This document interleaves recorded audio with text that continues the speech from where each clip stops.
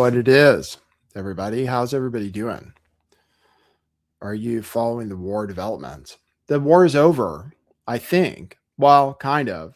We're too scared to attack now. Although news keeps coming out and scaring people, scaring the markets, especially. So, are gas prices up where you are? Gas prices are up for me. Again, they're going back up. They went down a little, 20 cents. They're back up 10 cents today at the local station. Oil keeps going up every single day. They had a pretty big day today, too. We are now in a protracted battle. Trump wants it to last forever. This will be maybe a relatively brief update. I've been following the fake news. We have a ceasefire. It's not clear whether Iran agrees, but we are not shooting at each other right now. Hey, Al Shizzle, what's up? What's up, Jacob Salas? Greetings from Boston. Hopefully Boston's nice. It's nice here, 73 degrees. Ceasefire, no power plants and bridges. A few of my predictions have come true so far. One that the Strait of Hormuz would stay closed for a long time. It's still looking pretty closed. It looks like they just put a bunch more mines in it too, which the government says take a long time to get rid of. So it looks like we're in it for a while. Looks like gas prices are going to go higher probably than people think right now. Looks like oil prices are probably going to go higher than people have been expecting. Things are not going as planned. We lost the first round, it seems like. Military threats, military did not work. So we're now in phase 2 of the conflict, which I called this episode Blockade versus Blockade. Not a catchy title, but that's what we're in right now. Blockade versus Blockade. So Trump, which is really funny to me because Iran did something totally unexpected by Donald Trump. This war has been a series of miscalculations on our part. Some people say Iran's making miscalculations. It's been a series of miscalculations on our part. Things that were unexpected, that Iran would close the Strait of Hormuz for some reason, even though it was the most expected thing ever from military analysts for a long time. And they threatened to do it a number of times before. Number one, unplanned for event by Donald Trump. And this is Trump and Hegseth, basically, decided that Iran wasn't going to fight back. That's what they actually expected. Pete Hegseth actually told Trump, because they didn't fight back the last time or the last few times, the Soleimani killing, they said they were going to fight back. They didn't. They faked it, really. And the Midnight Hammer, they didn't really fight back. They did a symbolic strike that was announced in advance on a deserted base. Nobody got hurt. Nobody got killed. They told us they were going to do it. But this time they meant business and we didn't expect it. Trump said nobody thought they would close the Strait of Hormuz. Trump said nobody thought they would fire at their neighbors. He keeps saying that. Nobody expected them to fire at their neighbors. And now we're having to bail their neighbors out. We're going to have to bail a bunch of people out before this is all over. It's getting costlier and costlier. Thanks, Pirate Justin, for the $2 super chat. It says, happy Thursday, Goyim. Thank you, sir. Thank you, my Goy friend. Just a slave for the Jews, just like it was written 2,000 years ago. That's what I'm doing. I'm just working. Who's in charge of YouTube now? It's not Nikki anymore. She died, right? She was Jewish. I was working for her before, but then she cut me off. She didn't let me earn. But now I'm remonetized again. Just throw it in their face. But I'm still making money for the Jews, probably, one way or the other. So I'll give you the latest. Trump spoke today. He did a pharmaceutical thing, bragging about drugs, some kind of drug program. Bad news, which I mentioned on the show the other day, we're not getting our tariff refund. Businesses are getting tariff refunds instead, which they'll keep. Good news, especially according to Donald Trump, the stock market is very close to record highs. Very close. It would be at record highs, except it went down a little bit today, somewhat on fake news. There's been fake news spooking markets. Fake news that the war started again. When people think the war started again, everything goes crazy. Jacob says, do you believe that Iran hacked the Epstein files? I don't know. Probably not. Who knows? They say they're going to pardon Ghislaine Maxwell.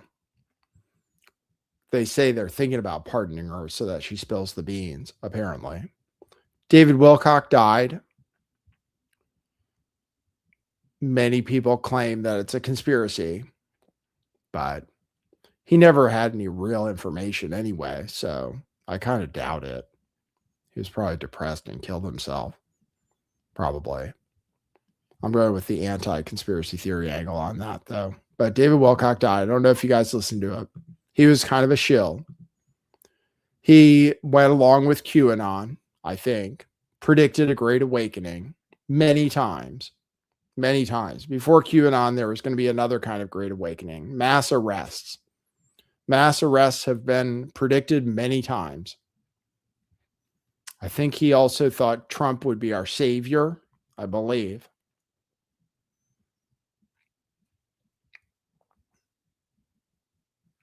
So he wasn't my favorite, but that's okay. We're not supposed to say things bad in death. We're sad that he died. It's bad to die and shoot yourself. If that's what he did, I don't know for sure. Lots of scientists are missing. I haven't really covered that news. Many of them are being reported now who went missing or dead years ago to add to the controversy. Many UFO-linked scientists are dead. We're counting on alien exposure this year. It has been predicted. We could look at some Polymarket odds. If I can get Polymarket, the website, to work for me. It kind of doesn't work most of the time. Okay, so we'll tell you about the conflict and we'll tell you where things are going to go from here, if we can. Where it seems like things are going to go, which is non-military.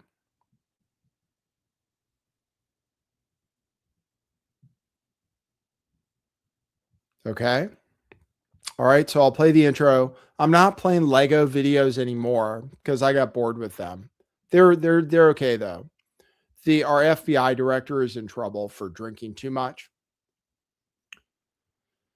So I have one video of him I might play. He's in trouble for drinking too much and not being able to show up to work on time. And apparently, like, they try to wake him up in the morning and he's non-responsive because he's so drunk from the night before, to the point where they're ready to break down the door. So he's in trouble. In a normal administration, he would be fired. In this administration, though, Trump only fires girls so far, it seems like. No, not only. We fired the Secretary of the Navy, who's not involved in military stuff, though, directly. So he wasn't really involved in directing the conflict and stuff, the secretary. Something about him making boats too slow.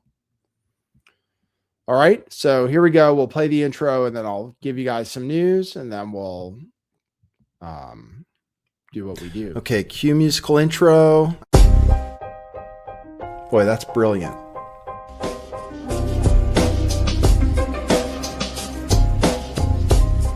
I do think some things in the world are real. Like you guys. You guys are real. Most of you. Most of my listeners, I think, are not just in my head.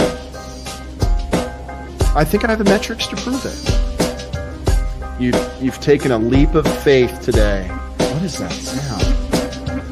And I apologize if you take offense. I'm a little offended myself. Welcome to our show. Welcome to the future. What it is, joining you live from sunny California. It's a beautiful day today. I'm your host, Nathan Stoltman. And I bring you the news, the real news.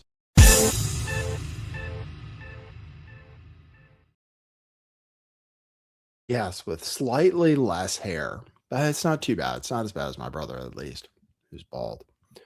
All right. Thank you. Welcome to the show. If you want to support the show, look, my banners aren't bannering. If you want to support the show, you can go to buymeacoffee.com/lifttheveil in addition to super chats, but buymeacoffee.com/lifttheveil, they don't take 30% like YouTube does. So it helps not support the machine. It supports a better platform where they also don't censor you and they let you have the money regardless of whether you talk about the Jews or not. So on this platform, you have to be careful what you talk about. Otherwise, and then you have to jump through hoops to get monetized. But we are monetized here. Go to buymeacoffee.com/lifttheveil. You can also buy and leave coffees, and I'll read them before the end of every show. You can also buy t-shirts at our t-shirt website, which is truthclothing.io, which is right here. These t-shirts are on closeout, going out of business sale, $5 and $10 shirts. Bitcoin has been doing well. I haven't been talking about it much. Bitcoin has been doing very well through the stock market pumping, which I guess you can expect because it seems to follow the stock market, for the most part. It's around 77,000. So got lots of Bitcoin shirts, crypto future, HODL, Bitcoin saves, $10, $5. You can also get in ladies designs, many styles. I think I have a couple Lift the Veil slouchies left, if that. And then these question everything styles and slouchies and women's design shirts for $10. Most popular design gets you lots of accolades when you wear them out in public, and they're super high quality shirts. They're like $30 shirts, but they're on sale for $5 and $10 because the store is being shut down pretty much. All right. So anyway, let's get into the conflict. What can I tell you? We did a ceasefire, which everybody was excited about. So we did the ceasefire on Taco Tuesday, which is only 2 days ago. The ceasefire came Taco Tuesday. Before that, Trump issued threats. To open up the Strait of Hormuz. He threatened to destroy an entire civilization. He threatened bridges and power plants. In response, Iran said, if you do such a thing, we will do X, Y, and Z, which would be to destroy the entire Middle East. Just take out the oil infrastructure for the Middle East. Sometimes threatening to shut down the Red Sea and to just and to take out desalination plants as well, so that basically the whole Middle East would have to evacuate. That's what they threatened to do in return. And Trump said, make a deal on our terms, or we will do this thing. We will destroy your entire civilization. He did it like 5 times with deadlines. Every single time, Iran did not comply. Every single time, Iran did not comply. Every single time, Trump extended the deadline at least 5 times. He even extended the last deadline because it ended Tuesday and he said it ended Wednesday. But then on Tuesday, it was going to be over. So he had to taco. And now it's an unlimited, it's an unlimited taco time period. The taco time period is undefined this time. The fake news, including Barack Ravid at Axios, who reports all the fake news from the government, at first said confidently that no, this is not an open-ended deadline. They have 3 to 5 days to make a deal or else. Many people predict ground invasion. Many people predict boots on ground. I have not been one of those people because Trump is allergic to bad press, and he knows that people would get killed. Fortunately, I mean, this is one of the good aspects of Donald Trump, is he doesn't like people getting killed unnecessarily, just in general. He definitely doesn't want soldiers getting killed, not just because of bad press, because he doesn't want it to happen, I think, which is good. I don't think we're going to boots on the ground. We've been moving a ton of equipment, though. There are lines and lines and lines of planes and equipment all flying into the Middle East. The aircraft carrier is about to arrive. Many people still predict boots on the ground. Let's see what odds are. Polymarket doesn't load for me, unfortunately. Wonder if it'll load in Safari. Let's go to polymarket.com. Let's see what the current odds are. We've done a poll here before. Some people said it was like 50-50, I think. Troops. Is Israel ground operation? Why does it always go to Israel ground operation? Israel ground operation in Iran? No. Let's see what the odds are on various Iran things. Iran polymarkets. Iran polymarkets. Please load. Not loading. Well, that's not very helpful. All right. Let's see. We can see Iran, Israel, U.S. conflict ends by. They've all resolved to 100%, which is strange. Oh, if there's a continuous 14-day period without military action. So that one has resolved. That polymarket has resolved to 100%. So the conflict has officially ended according to polymarket, which is weird considering it could start at any time. But that's why you have to read the fine print before gambling on things. All right, let's see what else. Iran permanent peace deal. It's just not loading for me.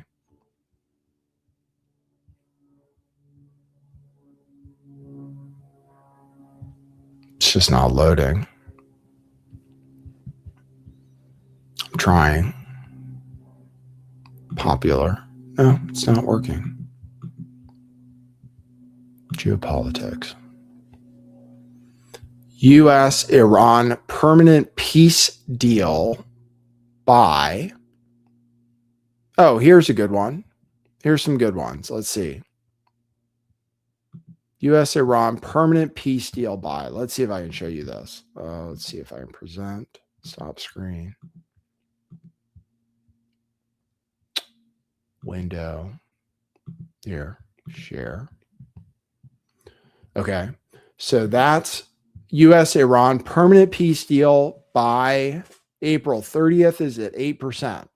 This was what people were expecting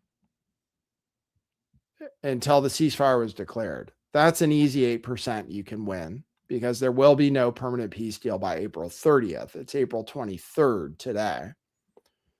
People still say by June 30th, there is a 50% chance of a permanent peace deal. By May 31st, there's a 31% chance. May is next month. Well, here's the deal. Trump learned that he couldn't win militarily.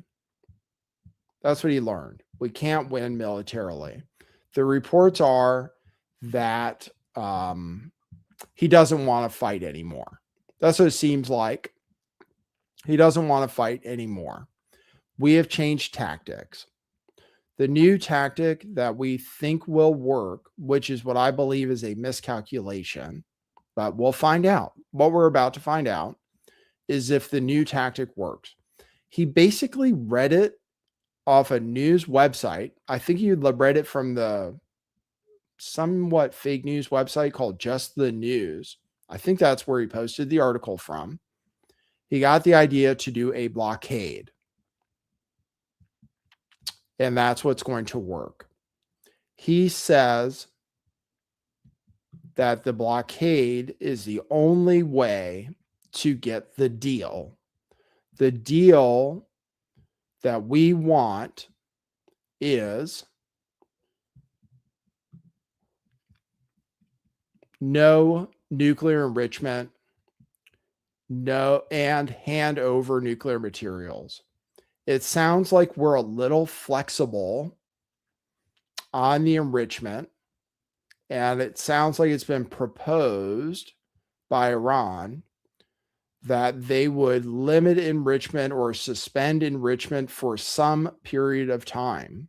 Some people are reporting up to 15 years that they're willing to suspend enrichment, except for maybe medical purposes or something like that.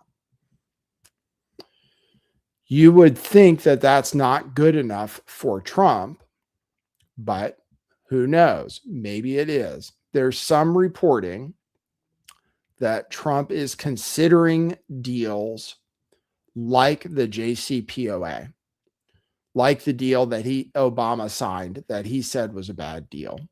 Here are the problems that I don't think Trump is ever going to agree to, and which is the reason I think this war goes on, in addition to the fact that Trump keeps comparing this war to Vietnam when people ask him when it's going to be over.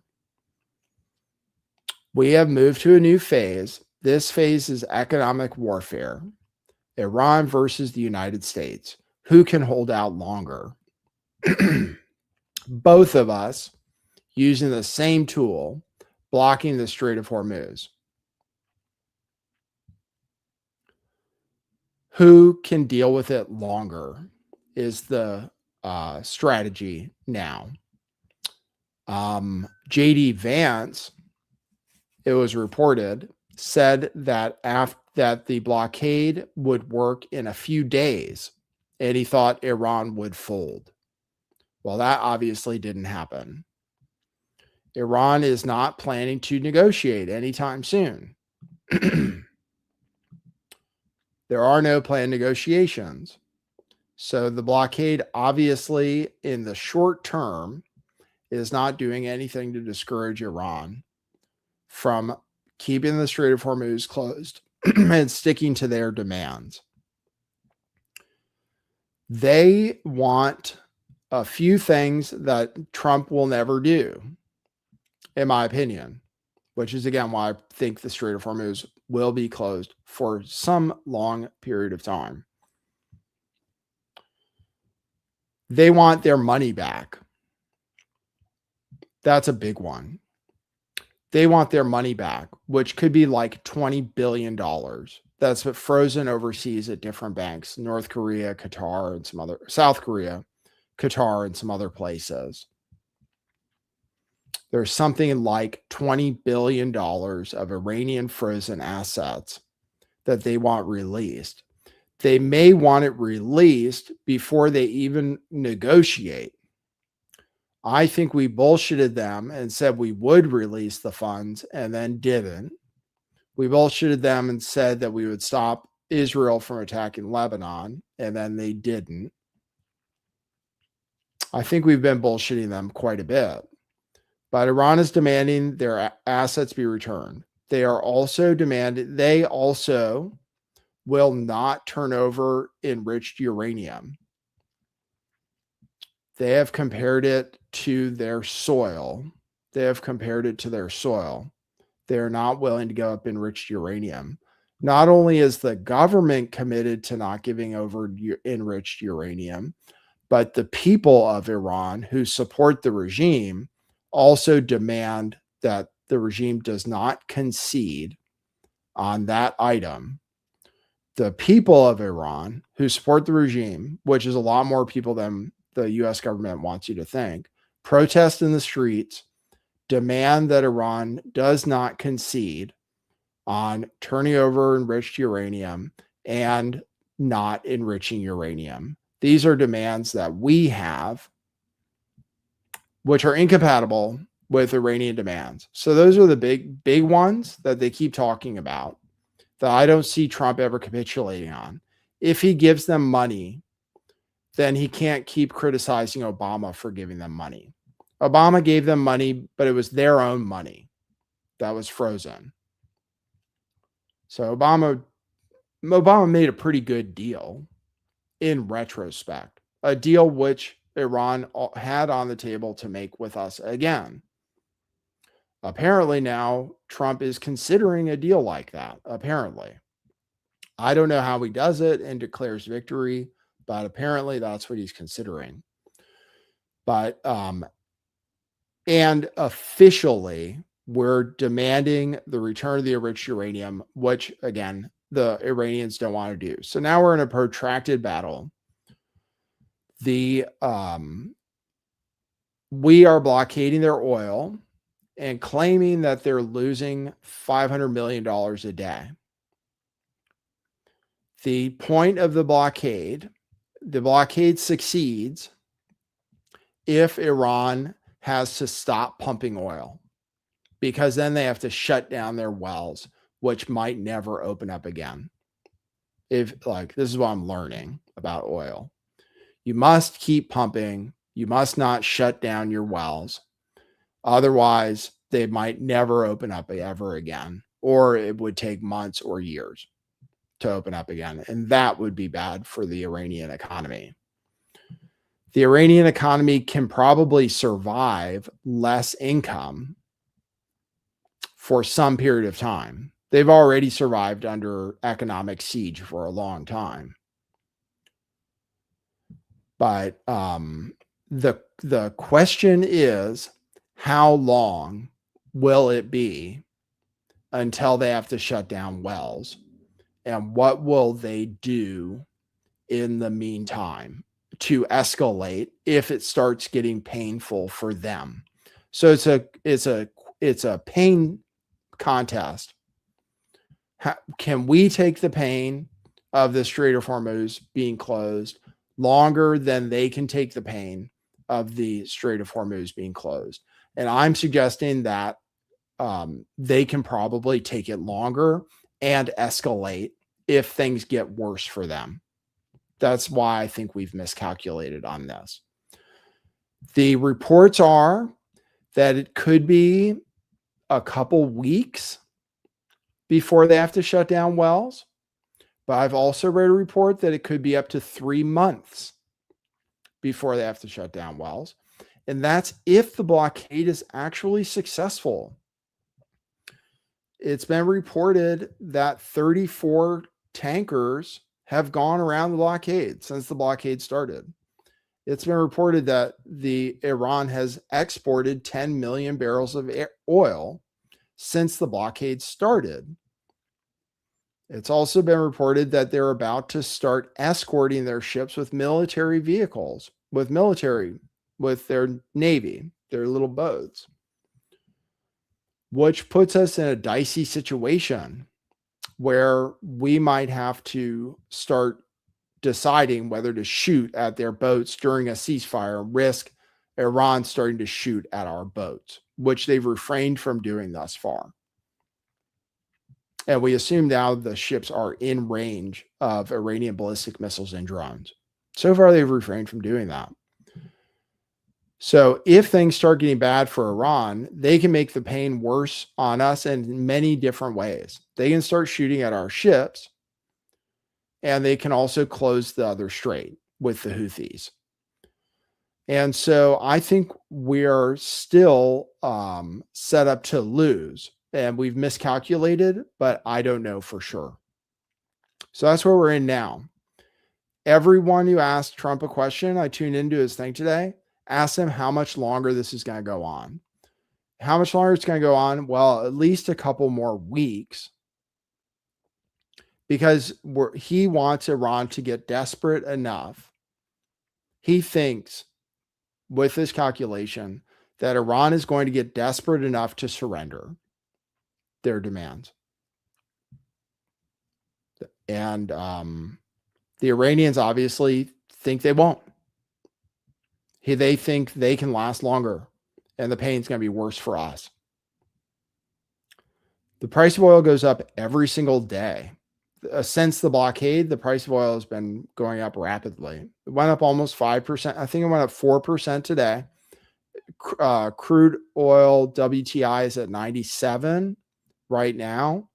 Brent is over 105. So it's way back to where it was before the latest ceasefire claim and before the Strait of Hormuz opened up again. It's back above where it was before the Strait of Hormuz supposedly opened. It went down to 80 something. And like I said, gas prices are starting to rise again. So expect it to continue to get more and more painful, because that's Iran's weapon, is for gas to get more expensive here, gasoline to get more expensive here. And our weapon is to cut off their oil supply, but it's just not clear it's working. They're sailing around the blockade. So maybe Iran doesn't even care that much. So anyway, I'll show you what Trump said today that just says, like, his strategy. He could have had an open Strait of Hormuz if he hadn't demanded that we keep the blockade on. Here's what he said about that. Control of the strait. And the fact that it's closed, you know, they would have opened it up 3 days ago. They came to us and they said, we will agree to open the strait. And all my people were happy. Everybody was happy except me. I said, wait a minute, if we open the strait, that means they're going to make $500 million a day. I don't want them to make $500 million a day until they settle this thing. So I'm the one that kept it closed. We have total control of it. And it'll open when they make a deal or something else happens that's very positive. Control of the strait. So it'll open when they make a deal or something else positive happens. I don't know what other positive thing could happen. So we're the ones closing the strait now, which I'm sure the international community is very excited about.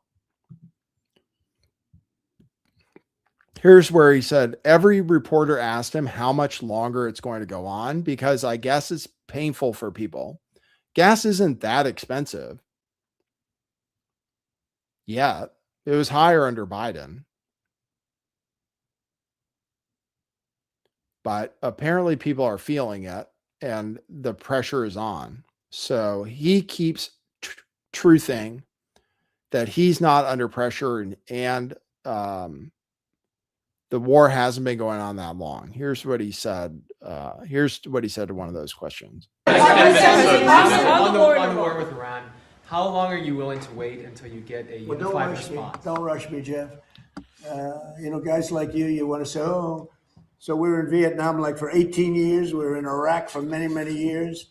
We're in for all the, I don't like to say World War II because that was a biggie, but we were 4.5, almost 5 years in World War II. We were in the Korean War for 7 years.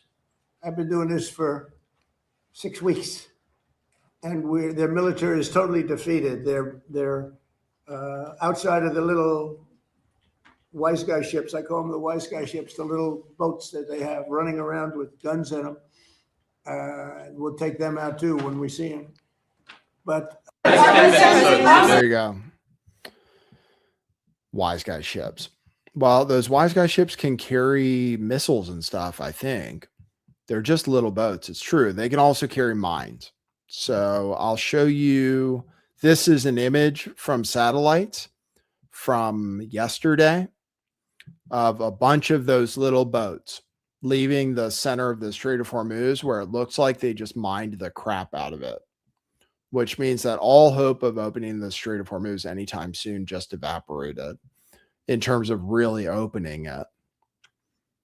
So it looks like they just seriously mined the strait. Trump threatened to blow up those boats if they try to set mines, but it looks like it's too late.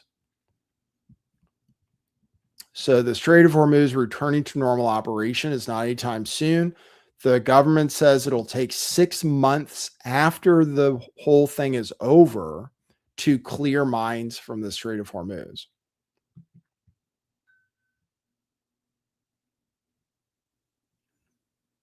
This is one of his truths where he says everyone is saying he's anxious to end the war with Iran, but he says he is not anxious to end the war.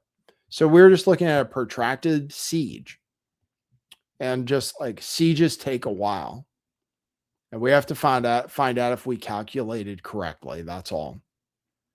That they're willing to back down before we are. But their weapon is to make oil prices higher. So, and if they have to blow up if they have to start shooting ships in the Bab el-Mandeb Strait, then they'll probably do that. If they have to start shooting our boats, they'll probably do that. Trump claimed that there are minesweepers clearing out the strait right now. That's just another lie. He said, additionally, our minesweepers are clearing the strait right now, but there are no military boats in the strait. I'm hereby ordering that activity to continue, but at a tripled up level. Thank you for your attention to this matter. And he says he's going to shoot at boats if they try to lay mines. But like I said, that's because they just did lay a bunch of mines. The government, the White House official account, is posting many things that say you must trust in Trump and not be a panickin. So there is a trust in Trump virtual pin they showed today. Here is him posting that the S&P 500 NASDAQ closed at record highs. He mentioned in the press conference today that he expected the stock market to be down 20%, but it's at record highs. He expected oil to be a lot higher, but that hasn't happened yet. But it's only a matter of time. Stocks are starting to digest that the ceasefire is not that great, isn't great news. The Strait of Hormuz being closed just isn't great news. And then once again, the White House is saying Iran must hand over their enriched uranium, which they won't do. We're bailing out an airline because of high jet fuel prices, and we'll probably have to do it with more airlines. So the cost of things is starting to accelerate. And then a bunch of countries who have been hurt by the war are requesting dollars from us, currency swap lines. So we're doing that with the UAE and a bunch of Asian countries probably soon. So the cost of the war is starting to pile up, especially in other countries. We are this close to shortages. I mean, it already appeared in some countries. But obviously, there's not going to be a deal anytime soon, according to Trump. If Trump is no longer saying there's about to be a deal, which he was saying all last week, and at the beginning of this week, and that they're about to show up, and there's going to be a deal. If there's not a deal, we're going to bomb them. All that stuff's out the window now. There's only one strategy remaining, and that's this siege. We'll just see if it works. He pardoned 8 AI generated women, apparently, in Iran. If you guys heard that news, and then took credit for it, and a few right-wing publications ran with the news that it was true, but nobody else is reporting on it. Iran denies that these women were scheduled to be executed. So there's this image put out by an Israeli of these 8 women, which everyone says are AI generated images, and that's what it looks like. I mean, all women not wearing headscarves, all very attractive, who were supposedly scheduled to be executed. And then Trump took credit for them not executing them, which Iran denies they were ever going to be executed. Iran says they exist, though, actually, which is more than I expected.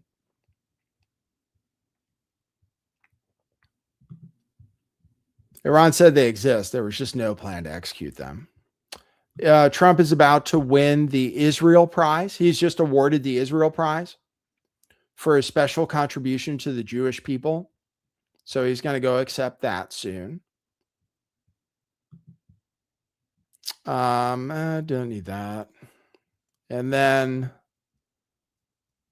I can just play you a clip of Kash Patel getting grilled by the press. So that's the story with the Strait. It's just now we're in a holding pattern. It doesn't look like there's going to be any strikes. Israel today said they wanted to strike, and they're looking for a green light from Trump. Israel said that today. Their defense minister said that they're looking for the green light to resume strikes on Iran. Iran has fired off some anti-aircraft guns that people thought meant that the war had started again, but so far it hasn't happened yet. I assume Trump will not give them the green light because he's scared, basically, of restarting the conflict. So anyway, here is Kash Patel answering some questions. You in court. Explain the computer login issue. Just explain the computer login issue. You were not able to log into your lawsuit contends that you were not able to log into the system. What did you think after you were unable to log into the system? Let's have a survey. How many of you people believe that's true? Hang on. Did you communicate? You with asked the question. Let me answer it. No, let me. No. Did you communicate with anyone that you thought you were fired after you were unable to log into? The problem with you and your report, don't cut me off. You asked the question. Straightforward question. The problem with you and your baseless reporting is that is an absolute lie. It was never said. It never happened. And I will serve in this administration as long as the president and the attorney general want me to do so. And every time you guys report false lies, every time you guys raise baseless questions, when we are here to talk about the Southern Poverty Law Center's $3 million decade-long scheme to fraudulently fleece Americans, you are off topic. It's a simple, straightforward question. Did you talk to anybody about whether you thought The you were simple fired? answer to your question is you are lying. And every time you do so, I've answered your question. It's simply as follows. I was never locked out of my systems. Anybody who says it, anyone that says the opposite is lying. Thank you. Look, man, stop. You're being extraordinarily rude. And I know maybe that's I guess he filed a lawsuit where he said he was logged out of his computer, and then he's denying what's in his own lawsuit. It's kind of funny. Hopefully he gets fired, but we'll see. I don't count on Trump bringing accountability to anybody. Lutnick's getting rich from the tariff refunds. We know that. And everybody else is getting rich from insider trading, probably especially Barron Trump. So we have to trade based on publicly available information, fight against algorithms, and fight against fake news. But we will win eventually. We will win eventually. Oil is going higher. That's one thing. So we'll just see. All right. Thanks everybody for tuning in. Let me check my coffees. Okay, I got a coffee from L.M. Barker. Michelle says, looking to exercise convergence, imagined energy shortages and a bird flu outbreak in early 2026. The multi-day crisis scenario explores the impact of fuel supply shortages, the transmission of bird flu from animals to humans, natural hazards, power outages, international repatriation, supply chain disruptions, and social unrest. Well, we might be headed toward that. So thanks, Michelle L.M. Barker. All right, guys, thanks for tuning into the show. That's the latest update. I'll keep following the news, see what happens next. And I appreciate you guys tuning in. Thanks for the $2 super chat, Pirate Justin. And we'll see you at the next one, maybe tomorrow. It's usually around 3 p.m. Pacific time, 6 p.m. Eastern. All right. For now, that's what it is.